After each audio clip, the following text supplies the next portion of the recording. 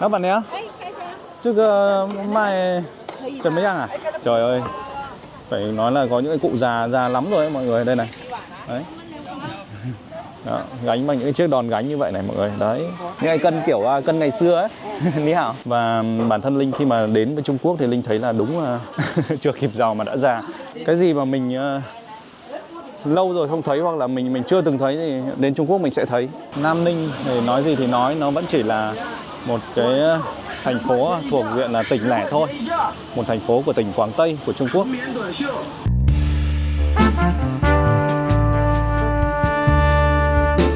Quý vị khán giả thân mến, chào mừng mọi người đến với kênh của Vương Linh Vlog. Hiện tại thì Linh đang có mặt tại thành phố Nam Ninh, thủ phủ của người Choang tại Trung Quốc. Hôm qua thì Linh đã đến đây và cũng có quay một tập về cái hành trình đi từ cửa khẩu của Móng Cái, Đông Hưng rồi thì đến thành phố Nam Ninh, cũng như là đi tham quan ở xung quanh cái khách sạn mà nơi Linh ở. Tuy nhiên cái vị trí của khách sạn đó thì nó không ở cái khu vực trung tâm, cho nên là chúng ta đã thấy những cái ngôi nhà, những cái khu chung cư tập thể nó khá là cũ kỹ. Tuy nhiên hôm nay thì Linh đã đi gần hơn với cái khu vực của trung tâm thành phố rồi. Và bây giờ đây Linh đang ở bên cạnh một cái con đường giao thông chính của họ, với rất là nhiều những cái xe cộ phương tiện đi lại ở ngoài đường kia. Và xung quanh Linh đây có rất là nhiều những cái cô chú, những cái người già. Họ đang bán những cái mặt hàng nông sản, những mặt hàng liên quan đến thực phẩm, đến ăn uống. Và ngay đằng sau đây thôi là một cái khu chợ có vẻ như là rất là đông người. Bây giờ thì mình sẽ đi xung quanh cái khu chợ này để tìm hiểu xem là giá cả của những cái mặt hàng thiết yếu hàng ngày ở Nam Ninh thì nó có đắt hay là nó rẻ hơn so với Việt Nam của chúng ta, và so với mặt bằng chung thì như thế nào. Cũng như là để xem là về chợ thì họ có những cái món hàng nào nó đặc sắc, đặc trưng hay không. Thì bây giờ thì mời quý vị khán giả chúng ta sẽ cùng di chuyển thôi. Đây, và đây chính là cái khu vực mà Linh đang đứng đây, trên một cái vỉa hè. Và đây mọi người có nhìn thấy không? Có rất là nhiều những cái người lớn tuổi họ đang bày bán những cái mặt hàng nông sản, ví dụ như là những cái mớ rau, ví rau muống, rau mồng tơi đó, hay là những cái cọng hành.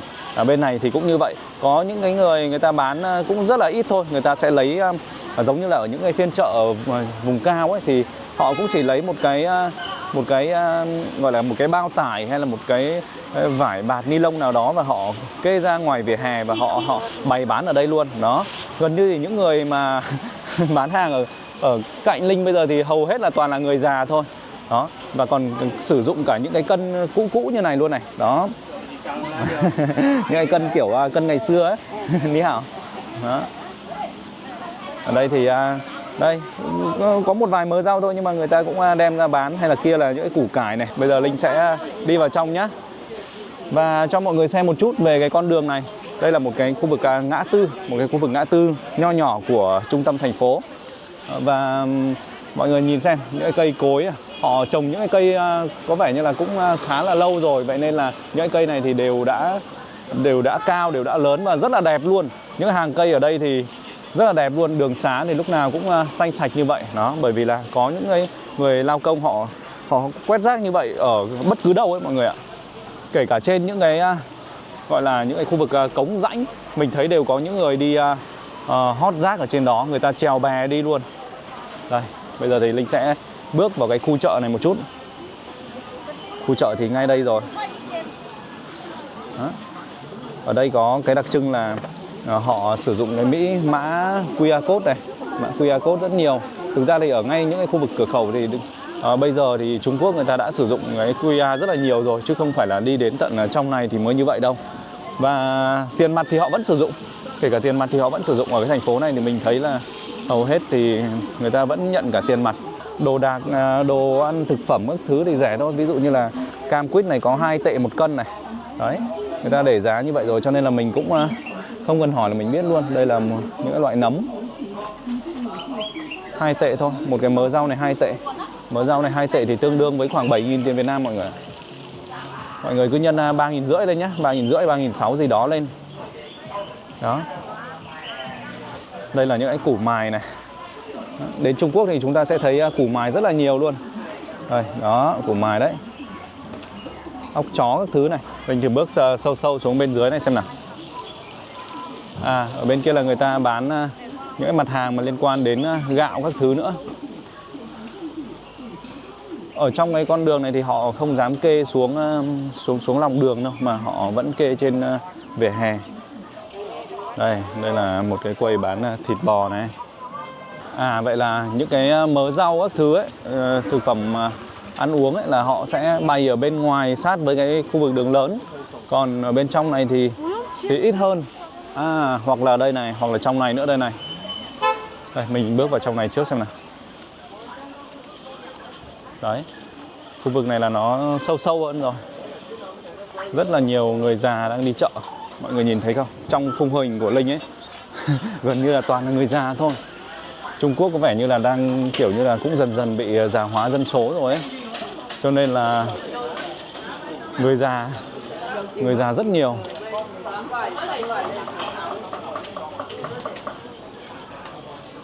Trước đây thì Linh có từng dẫn một anh khách hàng và anh ấy thì chuyên về cái lĩnh vực kinh tế. Vậy nên là anh ấy nói với Linh một câu rất là nhớ là Trung Quốc hiện tại đang bị già hóa dân số và chưa kịp giàu mà đã già. Đấy, anh ấy nói về Trung Quốc là như vậy. Và bản thân Linh khi mà đến với Trung Quốc thì Linh thấy là đúng là già thật. Chưa kịp giàu mà đã già. Và Việt Nam thì nói tóm lại là Việt Nam nếu mà không có những cái gọi là những cái chính sách kịp thời ấy, thì rất dễ là sẽ đi vào cái vết xe đổ của Trung Quốc, đó là chưa kịp giàu mà đã già. Ui, ở trong này còn rất là sâu luôn, rất là sâu. Cái khu chợ này thì còn tận ngoài kia. Đồ đạc ở đây thì họ cũng để giá hết rồi, vậy nên là mình dễ nhìn lắm, không cần hỏi luôn. Củ mài này có 2 tệ 1 cân thôi. Ví dụ như rau này là 1,8 tệ này, 1,5 tệ này. Ủa, quả này là quả gì nhỉ? Giống quả mận quá. Giống mận ghê mà. Có những cái quýt nhỏ nữa.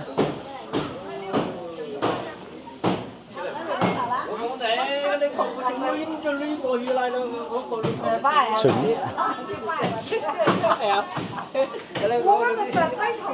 Toàn người già luôn. Đi một vòng quanh chợ toàn thấy người già. Được cái là nông sản của Trung Quốc ấy thì nó đa dạng thật. Cái gì mà mình lâu rồi không thấy hoặc là mình chưa từng thấy thì đến Trung Quốc mình sẽ thấy. Có quá là nhiều những cái loại nông sản và rất là rẻ. Linh lại bước ra phía bên ngoài chợ và sẽ đi sâu vào trong này để xem là dưới này thì ngoài những cái mặt hàng nông sản, những cái mặt hàng liên quan đến nhu cầu ăn uống hàng ngày thì cái khu chợ này nó còn có những cái mặt hàng nào khác không. Thời tiết ngày hôm nay thì vừa có một cơn mưa xong và nhiệt độ đang rất là mát mẻ, khoảng 18-19 độ. Ngày hôm qua là ngày đầu tiên Linh đến đây thì rất là nóng luôn đấy, rất là nóng luôn. Hôm qua thì Linh cũng mới quay tập đầu tiên về cái việc là khám phá tự túc ở Nam Ninh. Cũng có thể gọi là đi du lịch tự túc ở Nam Ninh. Còn hôm nay là ngày thứ 2 Linh ở đây và Linh đang đi xung quanh một cái khu chợ nó gần với trung tâm thành phố. Mặc dù là chợ đấy nhưng mà nó rất là sạch sẽ đây mọi người ạ. Đấy, mặc dù là chợ nhưng mà không có rác bên ngoài luôn. Linh thích nhất ở Trung Quốc đó là về cái sự sạch sẽ. Không khí rất là trong lành luôn. Đi lại thì chả cần khẩu trang gì cả. Kể cả những cái phương tiện công cộng cũng rất là nhiều. Đi lại rất là rẻ. Thực sự là nếu mà du lịch ở Trung Quốc, những cái thành phố mà nó không phải là những cái thành phố nổi tiếng giống như kiểu là ở Quảng Châu hay là ví dụ như là ở Thượng Hải, Bắc Kinh, Thâm Quyến gì đó thì gần như là hầu hết là đi những cái thành phố kiểu như là Linh đang đi này thì nó đều rất là rẻ. Nó còn rẻ hơn cả Việt Nam ấy mọi người ạ. Chúng ta chỉ tốn cái nhiều nhất là cái visa ấy. Còn lại thì khách sạn thì nó cũng có nhiều lựa chọn. Tóm lại là từ rẻ cho đến đắt, quan trọng là mình lựa chọn cái nào phù hợp với tài chính của mình thôi. Chứ còn kiểu gì thì nó cũng có, muốn rẻ thì có rẻ. Nhưng mà không đồng nghĩa là rẻ thì nó không tốt đâu. Thực sự là mình thấy là cũng chấp nhận được ấy. Ví dụ như là Linh ở khách sạn thì chỉ chọn những cái khách sạn mà từ 100 tệ đổ lên khoảng đến 200 tệ thôi. 100 đến 150 tệ thôi. Đó. Tại vì mình sẽ ở lâu và mình sẽ còn đi nhiều nơi cho nên là không dám chi tiêu nhiều ấy. Không dám chi nhiều hơn cho cái việc là lưu trú tại khách sạn. Wow, khu chợ nó rất là rộng. Rất là rộng và rất là xa. Ở đây thì lại là một cái khu người ta bán ở trong nhà như kiểu này nữa. Mà dưới này thì cũng như vậy. Đông lắm. Ở Trung Quốc có một cái nền kinh tế gọi là nền kinh tế người già. Đó, và họ còn nghĩ ra rất là nhiều những cái dịch vụ dành cho người già cơ. Tóm lại là có rất là nhiều thứ người ta chuyên biệt, người ta tạo ra để dành cho người già, dành cho những cái người lớn tuổi. Người trẻ thì họ sẽ không thích ở những cái vùng kiểu vùng quê đâu, mà lên những cái thành phố lớn giống như ở Việt Nam thì đi về Hà Nội hay đi về Sài Gòn chẳng hạn. Thì ở đây nó cũng thế thôi, người ta sẽ tập trung đi làm việc tại Quảng Đông, Quảng Châu các thứ rất là nhiều. Ui, táo này 5,8 tệ một cân, 3 tệ một cân. Trời ơi, rẻ quá đi mất. Na, thanh long, rất là nhiều mặt hàng. Việc đi lại ở những cái thành phố của Trung Quốc ấy, cũng rất là đơn giản. Mình có thể lựa chọn phương án là thứ nhất là có thể đi tàu điện ngầm, thứ hai là đi những cái chiếc xe máy công cộng, xe đạp điện công cộng hay là xe đạp, hoặc là ví dụ như là đi sử dụng xe taxi chẳng hạn. Linh thì hai hôm nay hầu như là gần như là Linh đều đi taxi, giá thành rất là rẻ luôn. Nếu mà biết sử dụng app ấy, biết sử dụng những cái ứng dụng ấy thì nó còn được khuyến mãi thứ ấy, cho nên là còn rẻ hơn nữa. Những cái cây rau kiểu cây rau chân vịt này ở Trung Quốc thì mình thấy rất là nhiều luôn. Khi mà chế biến thì họ cho rất là nhiều mỡ, nhiều dầu, nhiều mỡ. Đấy, cái loại táo này có 5,8 tệ một cân. Cái này là 3,5 này, 3,5 tệ một cân này. Đây là 4,8 tệ. Đấy, mọi người cứ nhân khoảng 3.500 lên, nó chỉ khoảng 15-20 nghìn thôi. Cái chuối này cơ, chuối này tính theo cân đây này. Tính theo cân này theo nải nhỉ. Đây có, chắc là tính theo cân 1,8 tệ. Như nào? Uầy, có cả những cái loại chuối gà như này nữa. Đó. Gà thì người ta còn bọc sẵn như này luôn. Người ta kiểu như là người ta đã làm lòng sẵn như hảo. Đó, người ta đây là vịt chứ. Dạ, không nó chén nè, dầu phèn dầu lên, dầu cũng sạch. Ủa, Phương Tùng. Đây là thịt bò này, đó. Ui. Rẻ thật đấy, 2 tệ, 1,8 tệ một cân. Tính theo cân mọi người, chứ không phải là theo nải đâu. Kẹo.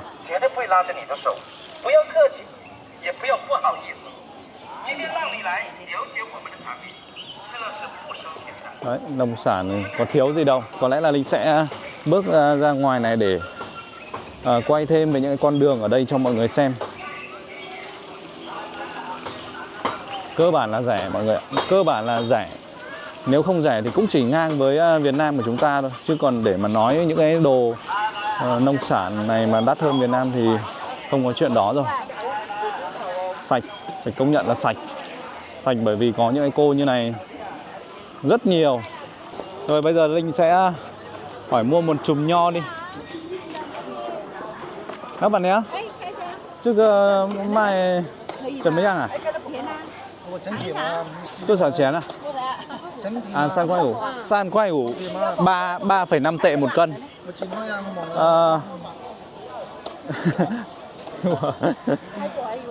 Cái của 3,5 tệ. Rẻ quá.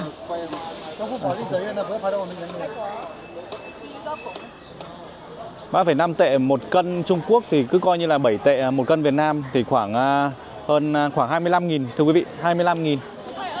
Sứ khoai ơ là 10 đồng 2, 10,2, chỗ này là 10,2 á.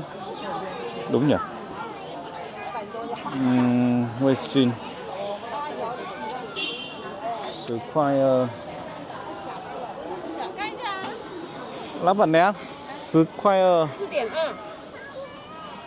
À, tiền. 4 đồng 2 thôi thưa quý vị, 4 đồng 2 thôi. Rẻ dã man nhỉ. Rẻ thật đấy. Mình cứ tưởng nó 10 đồng nhưng không phải, 4 đồng.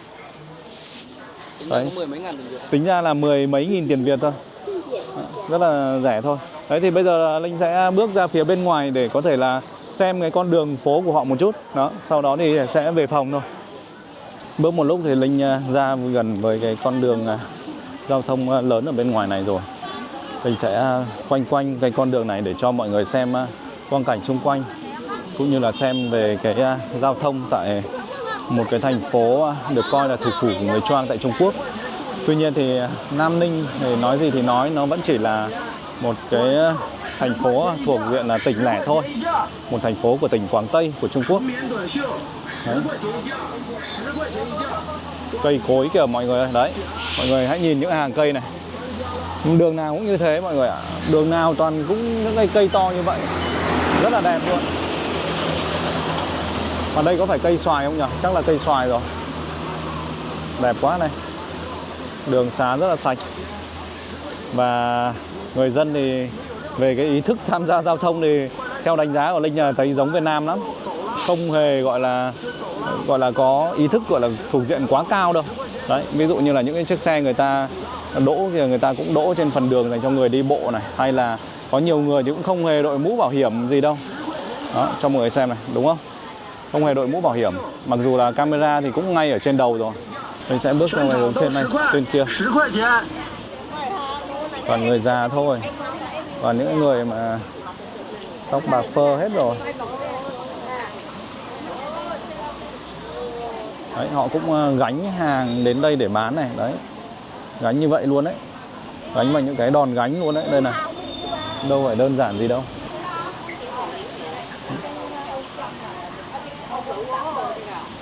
Ui, đây là một cái giống như là một cái rễ cây gì ấy.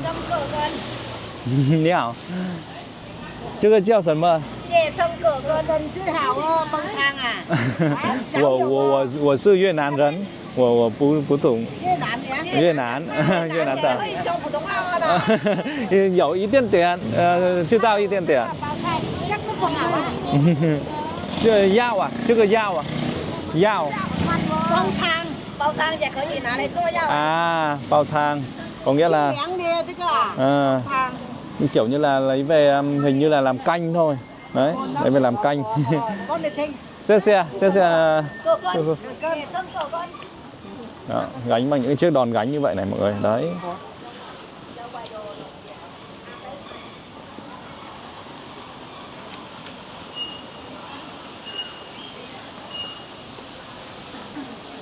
Những cái phương tiện xe buýt công cộng của họ. Chỗ này thì người ta chia làn, người ta có cái giải phân cách kìa kìa. Đấy. Thì đâu cũng toàn người già, ở nông thôn cũng thấy toàn người già, mà đến thành phố rồi cũng toàn thấy người già. Bước đến gần ngã tư rồi, ở đây thì có những cái chiếc xe kiểu như là xe ba gác, xe chở hàng này cũng khá nhiều này. Hôm qua thì Linh có quay cái tập trước đó về cái nơi mà bán rất là nhiều xe máy điện của Trung Quốc. Ra đến đây rồi vẫn thấy rất là nhiều người già đang bán hàng. Trời ơi, phải nói là có những cái cụ già lắm rồi ấy, mọi người, đây này. Đấy. Ni hào. Ni hào. Đây là con gì nhỉ? Con này con ba ba à? Đó.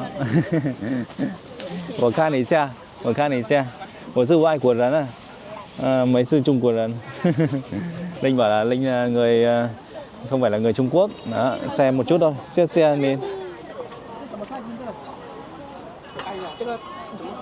Đúng là toàn người già thôi.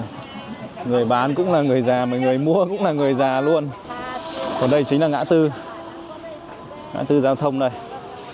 Đó. Wow. Ngã tư khá là lớn đấy. Khi mà đây là cái phần để chúng ta có thể đi sang đường này, sau đó là sang bên kia và chờ đèn thôi, chờ đèn xanh thì là những người đi bộ thì có thể bước sang đường. Cái kia kìa, có cái cột đèn đỏ kia kìa. Đấy. Xong rồi thì là những người xe máy điện các thứ thì người ta sẽ dừng ở trên này. Tóm lại là cũng rộng lắm. Nhưng mà chỉ cần nhìn qua nhìn qua cái việc là thứ nhất là nhìn cái cách họ đi này, họ đi lại này, hay là mình nhìn qua khoảng một vài lần thôi thì là mình sẽ hiểu cái cách đi đường. Nó không phải là quá khó khăn gì đâu. Và đây này, xe người ta sẽ chủ động dừng lại để nhường đường cho những người đi bộ. Mặc dù lúc đấy có thể là những người đi bộ đang chưa đúng với cái luật giao thông ấy, tuy nhiên là người ta vẫn sẽ chủ động dừng đấy. Và rất ít khi có nghe thấy tiếng còi, đúng không? Mọi người đã nghe thấy tiếng còi chưa? Đó, gần như là không có tiếng còi luôn. Không có tiếng còi.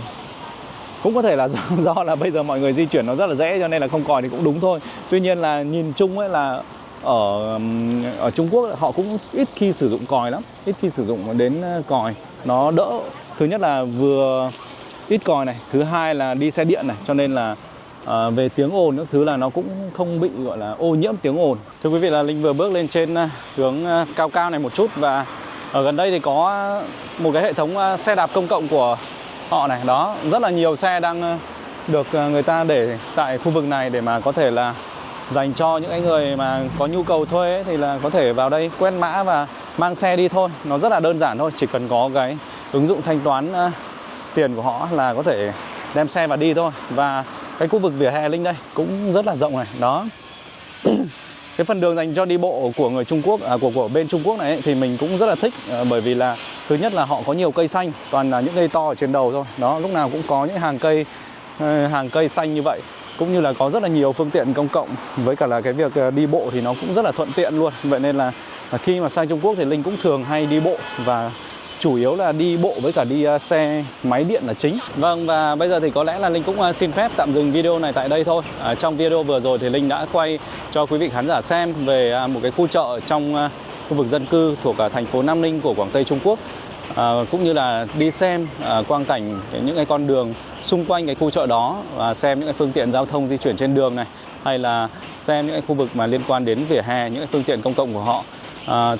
Sắp tới đây thì Linh ở Nam Ninh thêm một vài ngày nữa, sau đó thì sẽ di chuyển đến thành phố Quảng Châu của Quảng Đông Trung Quốc, cũng như là đi đến những cái tỉnh thành khác, ví dụ như là đi Quý Châu hay là đi một số tỉnh thành khác của Trung Quốc.